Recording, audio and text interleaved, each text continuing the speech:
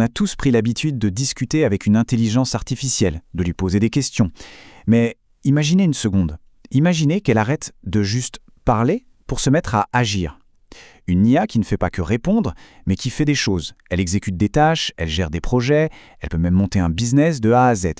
Eh bien c'est ça, le monde des agents IA. Alors attention, est-ce qu'il est vraiment possible qu'une IA ait généré cette somme-là, 100 000 $, pour son créateur en à peine 48 heures? La réponse est oui, et on va voir comment. Forcément, cette technologie soulève une question hyper importante. D'un côté, on a un potentiel de dingue pour automatiser, pour créer, pour générer des revenus, et de l'autre, des risques bien réels, des arnaques, des failles de sécurité, des pertes d'argent. C'est justement cette tension qu'on va explorer ensemble. Pour vraiment piger de quoi on parle, il faut d'abord oublier un peu ce qu'on connaît des IA, comme ChatGPT. Là, on passe à un tout autre niveau. L'analogie est toute simple, mais elle est parfaite pour saisir le truc. Un chatbot, en gros, il donne la recette de cuisine. Un agent IA, lui, il met le tablier et il prépare le repas. C'est là toute la différence. On passe des instructions à l'action concrète. Le point crucial, c'est vraiment cette capacité à agir.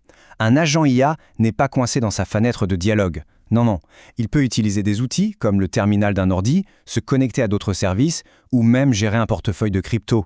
Il devient un vrai acteur dans le monde numérique, plus seulement un simple commentateur.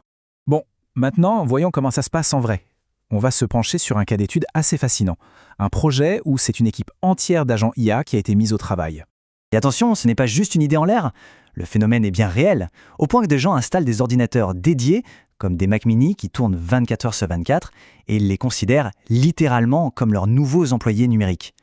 Ça rend le concept incroyablement concret d'un coup.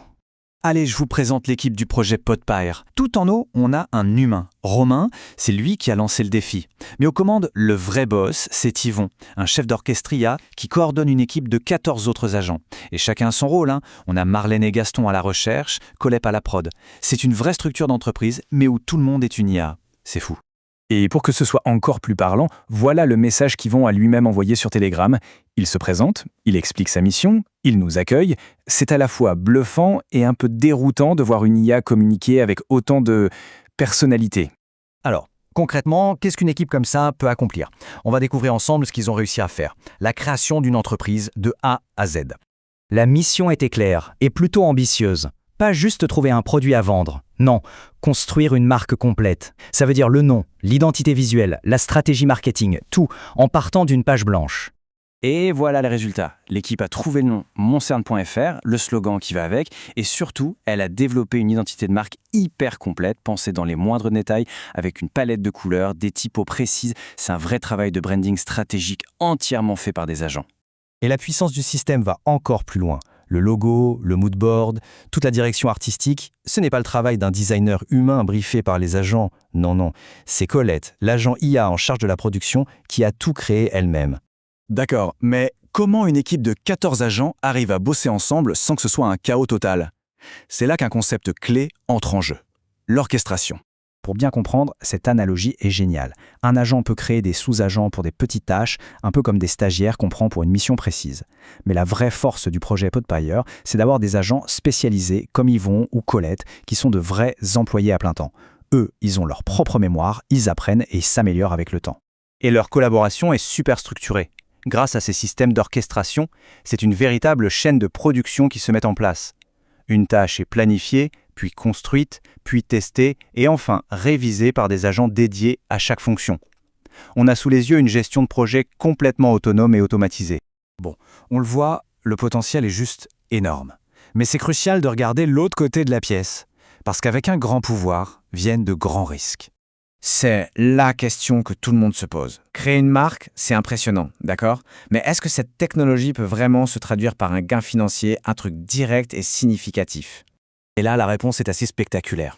Cet exemple montre un agent qui a été programmé pour repérer et exploiter des toutes petites failles sur un marché de paris en ligne. En agissant bien plus vite qu'un humain sur des milliers d'opérations, il a réussi à générer un profit colossal. Ce n'est pas de la magie, c'est de l'automatisation à une vitesse et à une échelle surhumaine. Mais il faut être extrêmement prudent. Cette simplicité apparente cache de vrais dangers. Des arnaques autour de faux projets, des compétences qu'on peut télécharger mais qui contiennent en fait du code malveillant. Et le point le plus important, si un agent peut gagner de l'argent, il peut aussi en perdre. Et très très vite, si sa stratégie est mauvaise ou si le marché se retourne contre lui.